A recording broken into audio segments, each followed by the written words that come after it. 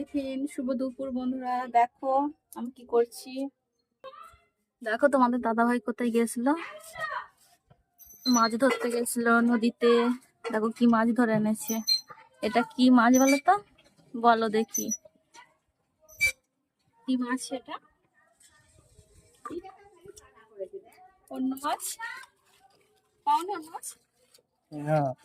মাছটা এটা কি মাছ দেখি ভয় করছে, সাপের মতন দেখতে। দেখো মাছ ধরতে জানে না, তলায় মুখ আছে। মুখ আছে দেখাও। দেখো সাপের মতন হাঁ করছে।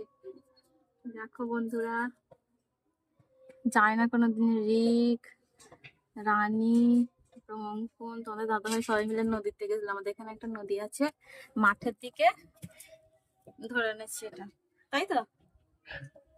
হ্যাঁ ভাই।